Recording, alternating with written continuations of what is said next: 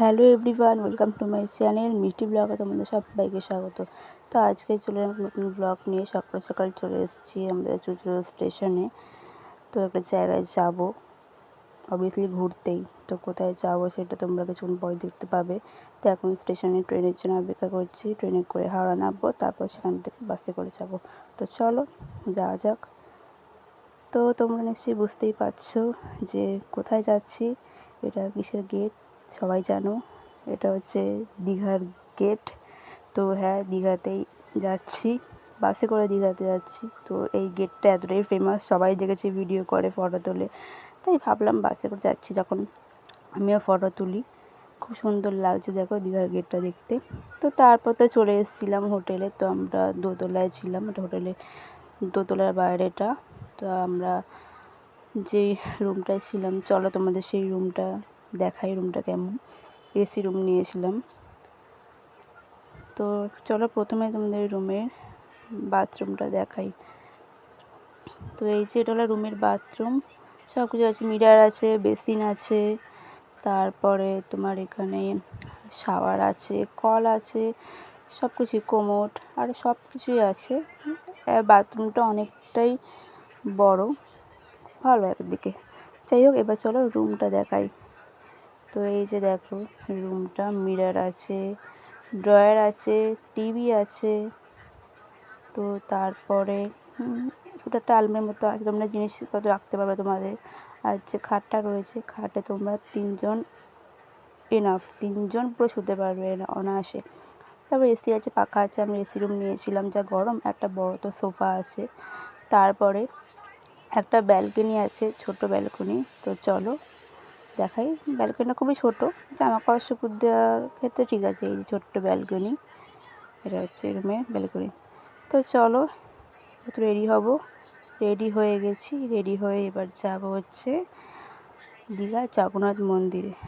তো এই যে দেখো মাও রেডি হয়ে গেছে, মা আর আমি এসেছি দীঘাতে ঘুরতে। তো মা আর আমি রেডি হয়ে গেছি, এবার যাবো জগন্নাথ মন্দিরে। তো এই যে রাস্তায় বেরিয়ে পড়েছিলাম। জগন্নাথ মন্দিরটা বেশি দূরে না, এই জন্য হেঁটেই যাচ্ছিলাম। তো এটা হচ্ছে জগন্নাথ মন্দিরে যাওয়ার রাস্তা, সেইটা আমি একটু ভিডিও করে নিয়েছিলাম। তো এই যে মন্দিরে ঢোকার সময় বাইরের ভিউটা একটু ভিডিও করে নিলাম। দেখো বেশ সুন্দর লাগছে দেখতে। তো এটা ঢুকেই একদম দেখো চারপাশে ভিউটা কি সুন্দর লাগছে দেখতে। ওয়েদারটাও খুব সুন্দর ছিল, বাট অতিরিক্ত গরম ছিল, অতিরিক্ত গরম। তো চারপাশে দেখো খুব সুন্দর ফুল গাছ লাগিয়েছে। তো সেই ফুল গাছগুলোরও একটু ভিডিও করে নিয়েছিলাম। দেখো খুব সুন্দর লাগছে, টগর ফুল গাছ। আর এই ফুল গাছগুলো কী বলে আমি জানি না। তো যাই হোক, ভিডিও করে নিয়েছিলাম। তারপর একটু চারপাশটা ভিডিও করে নিয়েছিলাম। দীঘার জগন্নাথ মন্দিরটা যবে ওপেন হয়েছিল, উদ্বোধন হয়েছিল মানে 2025-এ, তবেই আমরা ফার্স্ট এসেছিলাম তখনও, আর এখনও এলাম। দুবার মোট দীঘার জগন্নাথ মন্দিরে ঘোরা হলো। মানে এইসব জায়গাগুলো এতটাই সুন্দর না, যতবার আসলেও বারবার আসতে ইচ্ছা করে, যেন মন ভরে না, বারবার আসতে ইচ্ছা করে। আর দীঘা এমন একটা জায়গা, বারবার আসতে ইচ্ছা করে সেই বিচটার জন্য। আর এখন তো মন্দির করে দিয়েছে আরও সুন্দর। আর এই যে বিল্ডিংগুলো দেখছো, এগুলো আগে ছিল না, তো এখন এগুলো সব করেছে। আগে যেমন ভোগ খাওয়ার ব্যবস্থা, পুজো দেওয়ার ব্যবস্থা, এগুলো ছিল না, এখন সেগুলো সব করেছে। তার জন্য নতুন নতুন বিল্ডিং অ্যাড করেছে।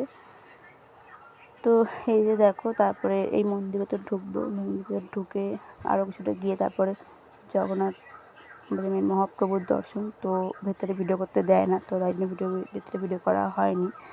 তো আমি একটু দেখো, মাকে বললাম একটু ভিডিও করে দিতে, তার জন্য মা ভিডিও করে দিয়েছিলো।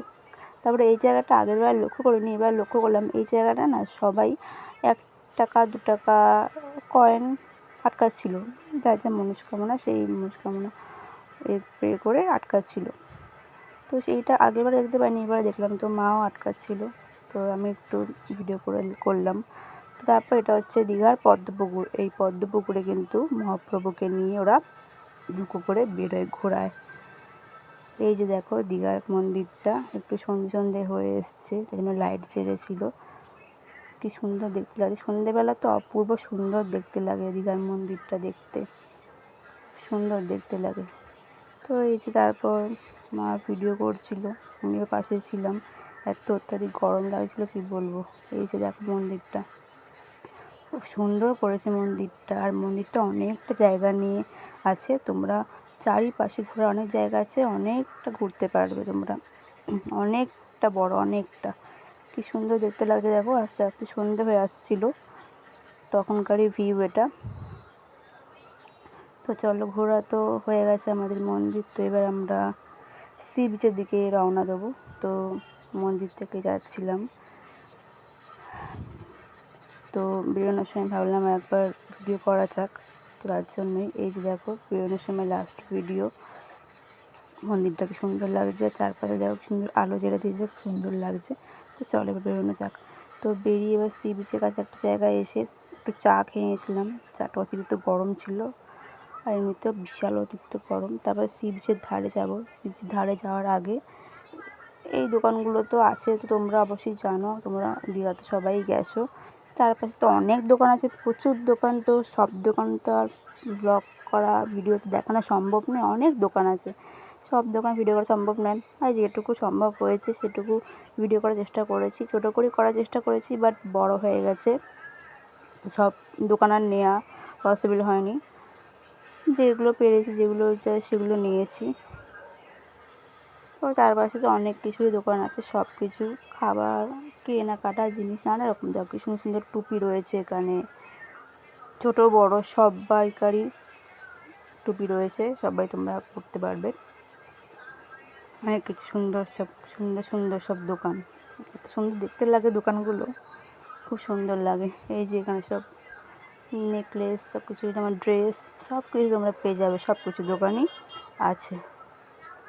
দেখো কি সুন্দর দেখতে লাগছে চারপাশগুলো, এত দোকান তোমাদের চোখ ধাঁধিয়ে যাবে, কোন দোকানে যাবে তোমরা ভেবে পাবে না, এটাই হচ্ছে ব্যাপার।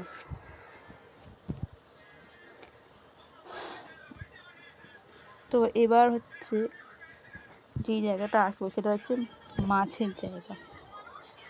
মাছগুলো তো মশলা মাখিয়ে রেখে দেয়, তারপরে তো যেটা কাস্টমার চায় সেটা ওরা ভেজে দেয়, বেশ দারুণ লাগে। দেখো মাছগুলো যেমন দেখতে যেমন টেস্টি লাগছে, খেতেও তো অসাধারণ লাগে। নানা রকম মাছ আছে, তারপর চিকেন আছে, সব কিছু ওরা ভেজে দেয়, আর চিকেনটাকে ওরা পুড়িয়ে দেয়,